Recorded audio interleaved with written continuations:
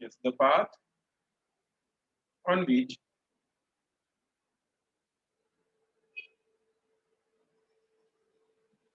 a given positive charge will move in given electric field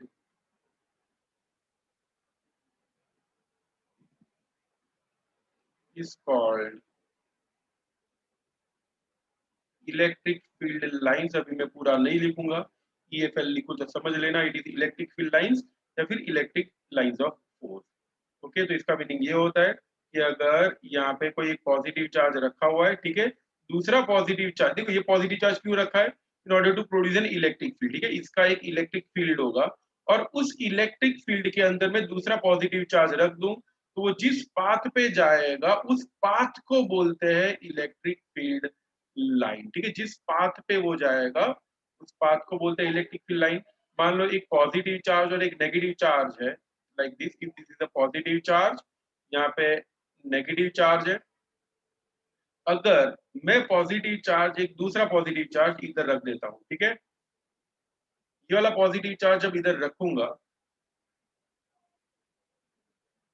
तो इसके ऊपर force कौन सी डायरेक्शन में लगेगा। अभी आवाज सबको ठीक से आ रही है? यस, आवाज सबको ठीक से आ रही है या नहीं आ रही?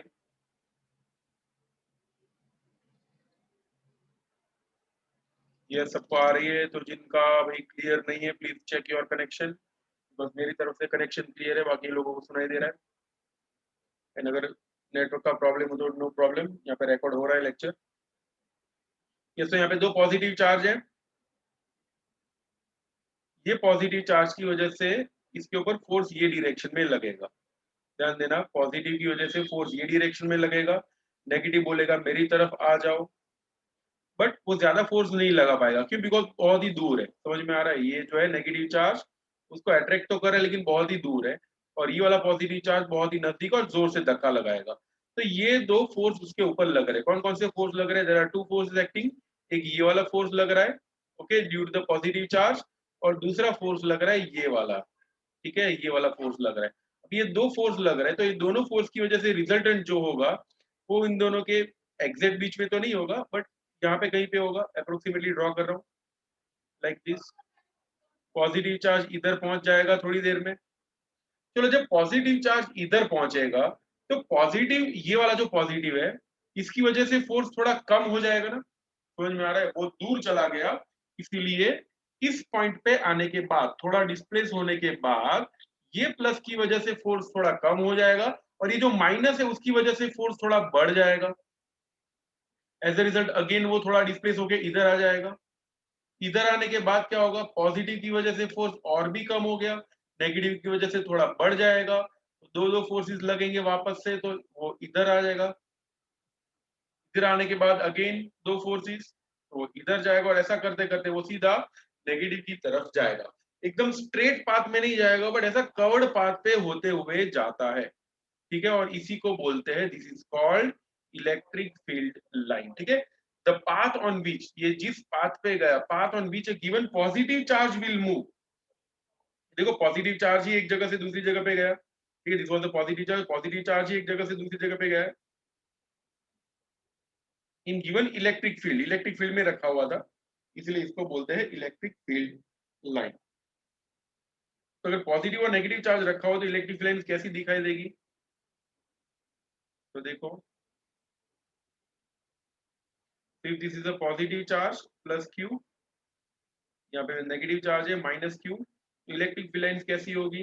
तो देखो यहाँ से ऐसा होगा, like this, one of the electric field line, ये एक और इलेक्ट्रिक फील्ड लाइन, यहाँ पे एक और इलेक्ट्रिक फील्ड लाइन, ऐसी बहुत सारी इलेक्ट्रिक फील्ड लाइन पॉजिटिव से नेगेटिव की तरफ जाएगी। ओके, कुछ ऐसी भी होगी जो पॉजिटिव से निकलती है और बहुत दूर चली जाती है रेडियली आउटवर्ड्स, और यहाँ पे कुछ ऐसी भी होती है जो रेडियली इनवर्ड्स कहीं से आ जाती है, ठीक है। तो these are called electric field lines. Okay, अब इसके कैरेक्टरिस्टिक्स बहुत सारे हैं, ओके, उसकी प्रॉपर्टीज भी बहुत सारी है, टेक्स्ट बुक में थोड़ा लिमिटेड दिया हुआ है, बट मैं बहुत ही डिटेल में जाने वाला हूँ। पहले ये लिखो and then raise your hand.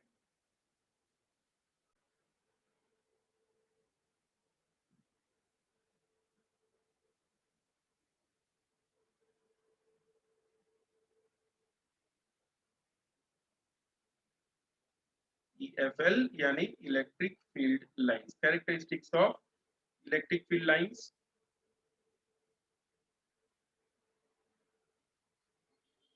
क्या होते हैं इसके characteristic?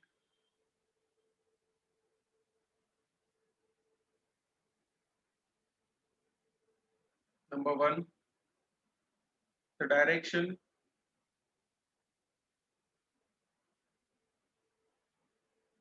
of electric field at a given point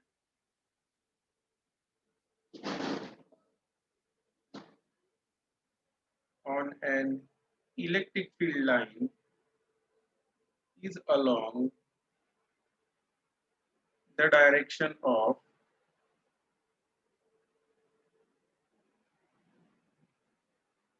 tangent.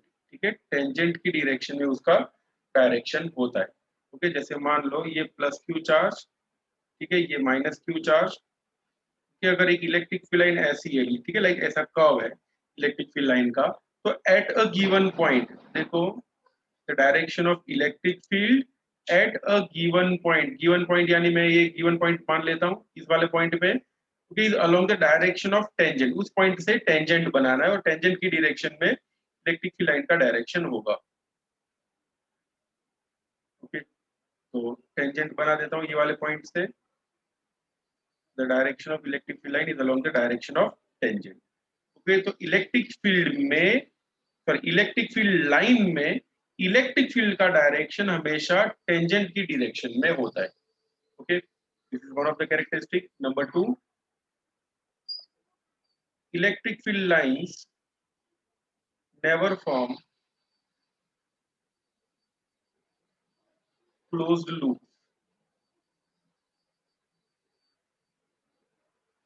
Closed loop इसके अंदर नहीं बनते। अभी क्लोज्ड लूप कहाँ बनते हैं वो बता रहा हूँ तो पता चलेगा ये क्लोज्ड लूप का मीनिंग क्या होगा। Imagine if there is a north pole of a magnet and south pole of a magnet, तो नॉर्थ से मैग्नेटिक फील्ड लाइंस बाहर निकलती है, पता है ना, और साउथ की तरफ जाती है, इन्हें क्या बोलते हैं? These are called MFL, magnetic field lines. ये आप लोगों ने पढ़ा होगा पहले भी, ठीक है, 10th स्टैंडर्ड में या 9th स्टैंडर्ड में, आई डोंट नो, बट पहले ऐसा आता था, ऐसा डायग्राम, नॉर्थ से साउथ की तरफ ऐसी मैग्नेटिक फील्ड लाइंस होती है। ओके, तो चलो, नॉर्थ से साउथ की तरफ मैग्नेटिक फील्ड लाइंस होती है। अब मैग्नेट के अंदर क्या होता है? मैग्नेट के अंदर डायरेक्शन कहां से कहां होती है? नॉर्थ से साउथ या साउथ से नॉर्थ? मतलब ऐसे जाएगी या लेफ्ट, नॉर्थ से साउथ या साउथ से नॉर्थ जाएगी? मैग्नेट के अंदर डायरेक्शन कहां पे होती है?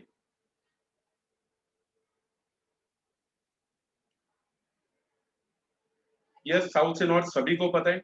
ओके, तो अंदर की तरफ साउथ से नॉर्थ गया, नॉर्थ से निकल के वापस साउथ आया, it means it is forming a closed loop. समझ में आ रहा है ना? यहाँ पे ऐसा एक क्लोज्ड लूप बन रहा है। ओके, तो in case of magnetic field lines ऐसी क्लोज्ड लूप बनती है। But if it is a plus Q charge and minus Q charge, तो प्लस से माइनस पे जाएगी, ठीक है, यहां से भी प्लस से माइनस पे जाएगी, बट यहाँ पे ऐसा माइनस से प्लस नहीं जाएगी, ठीक है, वो हमेशा प्लस से माइनस ही जाती है। कैसे? इमेजिन यहाँ पे अगर मैं प्लस चार्ज रख देता हूँ तो कौन सा पाथ फॉलो करेगा? तो प्लस प्लस को रिपेल करेगा और माइनस की तरफ अट्रैक्ट होगा, तो इसी डायरेक्शन में ही जाएगा। तो इलेक्ट्रिक फील्ड लाइन हमेशा कहां से कहां जाती है? पॉजिटिव से नेगेटिव की तरफ। जबकि मैग्नेटिक फील्ड लाइंस में क्या होता है? बाहर देखे तो नॉर्थ से साउथ, अंदर की तरफ देखे तो साउथ से नॉर्थ। ओके, तो दैट इज द डिफरेंस। इसलिए यहाँ पे लिखा हुआ है electric field lines never form close loop. Electric field lines are always, electric field lines always are directed from, directed इनकी डायरेक्शन होती है, directed from positive charge to negative charge. ठीक है, पॉजिटिव चार्ज से नेगेटिव चार्ज की तरफ ही electric field lines की डायरेक्शन होती है। ठीक है, कभी भी वो क्लोज्ड लूप नहीं बनाएगी। नंबर थ्री,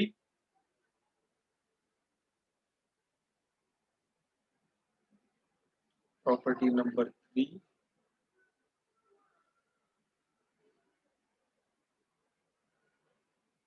इलेक्ट्रिक फील्ड, पूरा क्यों लिख रहा हूँ, EFL ही लिख देता हूँ। इलेक्ट्रिक फील्ड लाइंस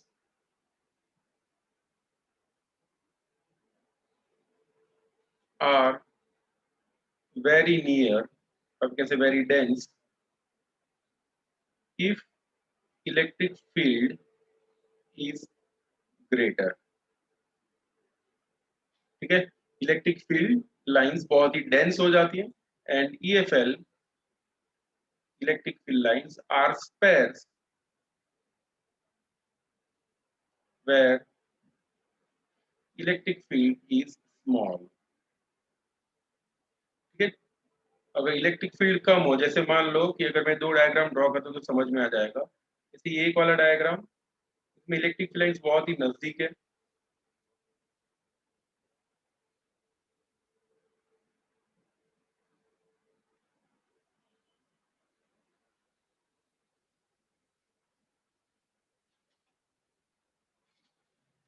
बहुत नजदीक कर दी। ठीक है, और दूसरा केस ऐसा है जिसमें इलेक्ट्रिक फील्ड लाइंस थोड़ी दूर है, like this.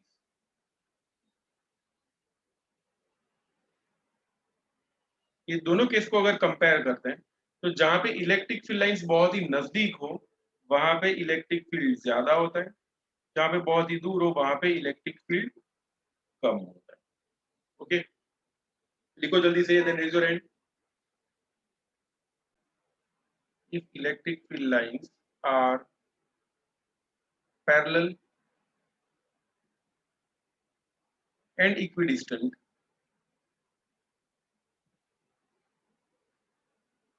then electric field is uniform.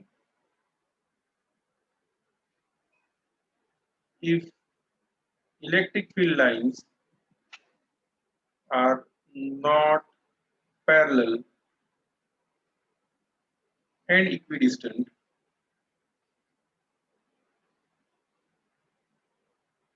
then electric field is non-uniform.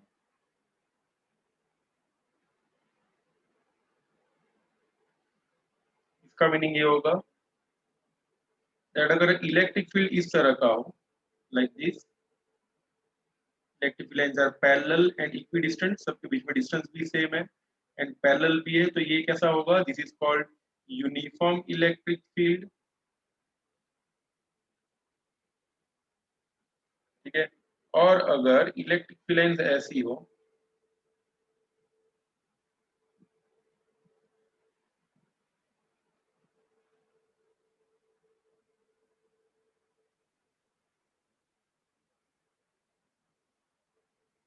ठीक है, पैरेलल ना हो, इस टाइप की इलेक्ट्रिक फील्ड को क्या बोलते हैं, this is called a non uniform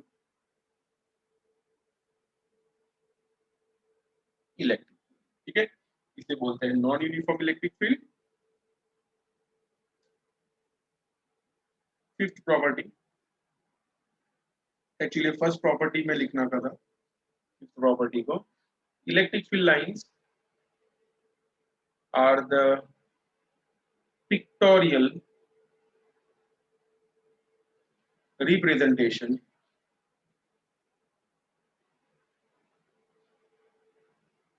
of electric field. ठीक है, इलेक्ट्रिक फील्ड को अगर पिक्चराइज करना हो, ठीक है, इलेक्ट्रिक फील्ड को हम लोग प्रैक्टिकली देख नहीं सकते, बट अगर उसका पिक्चर इमेजिन करना हो तो इलेक्ट्रिक फील्ड लाइन से पता चलता है।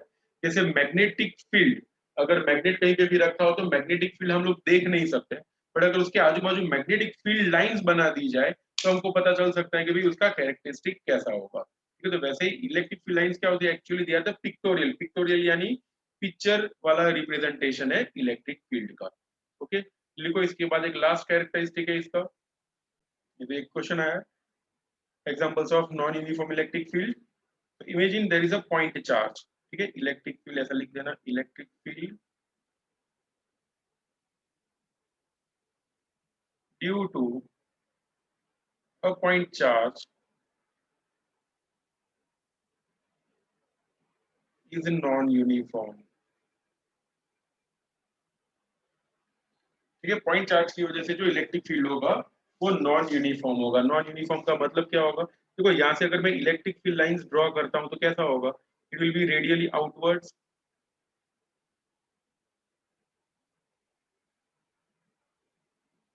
ये रेडियस की डायरेक्शन में से बाहर की तरफ आ रही होगी। So electric field due to a point charge is a type of a non-uniform electric field. Okay अगर ये इलेक्ट्रिक लाइंस को देखे, देखो यहाँ पे पैरेलल नहीं है और इक्विडिस्टेंट भी नहीं है। जितना इलेक्ट्रिक फील्ड ये वाले पॉइंट पे होगा उतना इलेक्ट्रिक फील्ड वाले पॉइंट पे नहीं होगा। ठीक है, यहाँ पे इलेक्ट्रिक फील्ड E1 मान लेते हैं, यहाँ पे E2 मान लेते हैं। तो E1 does not equal to E2। Okay, इसलिए इसको बोलेंगे नॉन यूनिफॉर्म इलेक्ट्रिक फील्ड। जबकि अगर यूनिफॉर्म इलेक्ट्रिक फील्ड हो तो कोई भी पॉइंट हो, E1 E2 यहाँ पे कोई भी पॉइंट पे ले लो, सब जगह पे इलेक्ट्रिक फील्ड सेम होना चाहिए। ठीक है, यहाँ पे अगर ऐसा हो तो E1 is equal to E2 होगा। यहाँ पे अगर E1 एंड E2 लिख देते हैं तो E1 does not equal to E2। ये डायग्राम में थोड़ा ऐड कर देना। E1 E2 लिख दो। E1 is equal to E2 कहाँ पे होता है और E1 does not equal to E2 कहाँ पे होता है?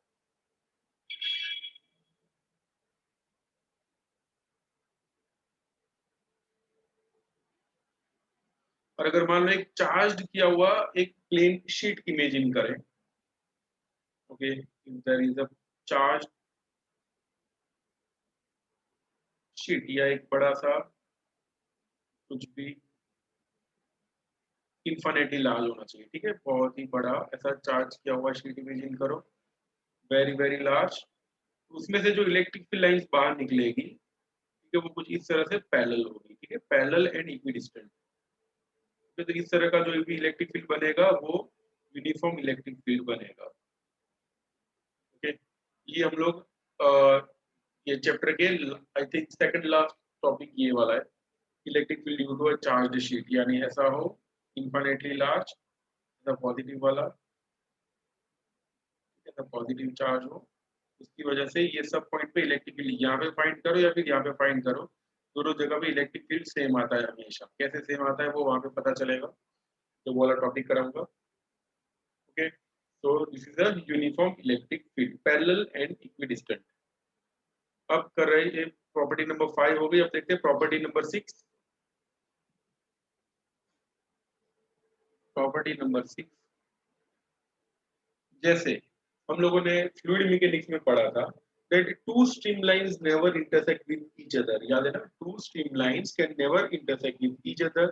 उसका रीजन भी था कि अगर टू स्ट्रीमलाइंस इंटरसेक्ट हो जाती है, स्ट्रीमलाइंस क्या होती है कि अगर कोई फ्लूइड फ्लो हो रहा हो, ठीक है, there is a fluid which is flowing, ठीक है, फ्लूइड ऐसे फ्लो हो रहा हो कहीं पे, ठीक है, तो उसके जो पार्टिकल्स होते हैं वो पार्टिकल्स जिस पाथ पे जा रहे हो उस पाथ को उसकी स्ट्रीमलाइन बोलते हैं। ठीक है, the path on which a given particle will move in a given fluid. Okay, fluid में जिस पाथ पे वो पार्टिकल जा रहा हो उसे बोलते हैं उसकी स्ट्रीम लाइन। तो if there are stream lines, ठीक है, ये सब अगर स्ट्रीम लाइंस है तो स्ट्रीम लाइंस कभी भी इंटरसेक्ट नहीं होती है। उसका रीजन क्या होता है कि ये पार्टिकल की भी डायरेक्शन याद करो, उसमें भी ऐसा था, पार्टिकल की डायरेक्शन भी कहाँ होती थी? Always it is along the direction of tangent. Okay, fluid mechanics में था that the direction of a particle in a given streamline is always along the direction of tangent। if two streamlines intersect with each other, मान लो ऐसे दो streamlines intersect हो जाती है, then it means a given particle is moving simultaneously in two different direction in the same time। ठीक है, एक ही time पे वो simultaneously दो different direction में जा रहे हैं, which is not possible। okay, say two streamlines, yes, two tangents at a same point is not possible। सही है वेदांशी। और इसीलिए टू स्ट्रीमलाइंस कभी भी इंटरसेक्ट नहीं होती है। सेम रीजन छाप देना है इलेक्ट्रिक फील्ड लाइंस के लिए, और ये सेम रीजन आएगा मैग्नेटिक फील्ड लाइन के लिए भी। याद रखना इसके जो कैरेक्टरिस्टिक है ना, मैंने मैग्नेटिक और इलेक्ट्रिक फील्ड दोनों में ये सब काम आएगा। जैसे यहाँ पे the direction of electric field at a given point is along the direction of tangent, ये ईएफएल की जगह मैग्नेटिक फील्ड लाइन कर दो तो चैप्टर नंबर 5 बन जाएगा।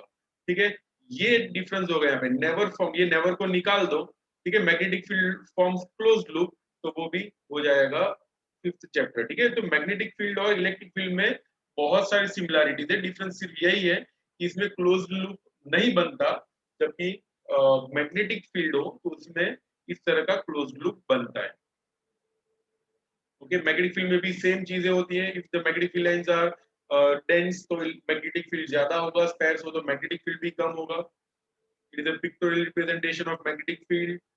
सब की सब चीजें यहाँ पे जो भी इलेक्ट्रिक फील्ड के लिए लिखा हुआ है सबका सब काम आएगा मैग्नेटिक फील्ड के लिए भी, चैप्टर नंबर 5।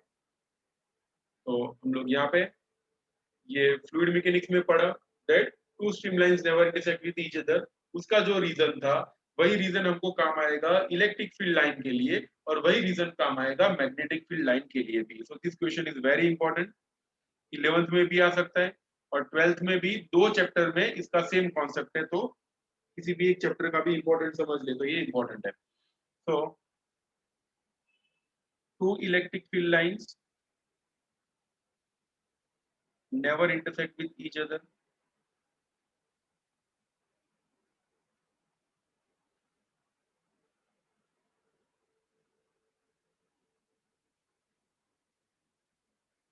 इसका रीजन देख लेते हैं।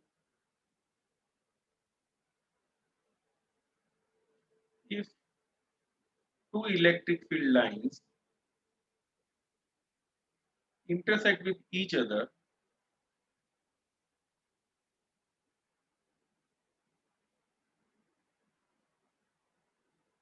then at the point of at the point of intersection,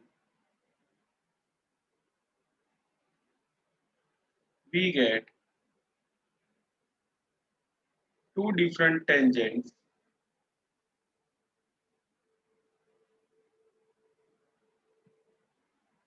showing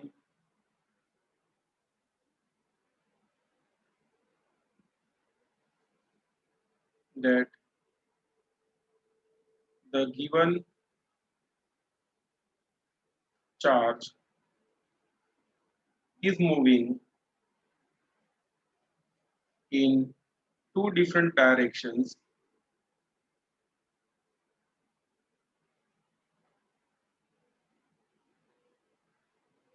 simultaneously.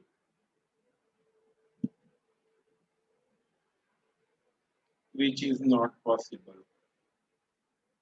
Which is not possible. ठीक है, इसलिए टू इलेक्ट्रिक लाइंस कभी भी इंटरसेक्ट नहीं होगी। ठीक है, डायग्राम में ऐसा बना देना है, ऐसे दो इलेक्ट्रिक फील्ड लाइन को इंटरसेक्ट करता हुआ बना दो, एंड यहाँ पे दो टेंजेंट बना दो at from a given point. ठीक है, विच इज नॉट पॉसिबल। और ऐसा बना देना, दिस इज E1, यहाँ पे E2, दो electric field at the same point, which is not possible. ठीक है, सो लिख लो ये जल्दी से, देन रेज योर हैंड। कुछ डाउट हो तो अभी पूछ लो।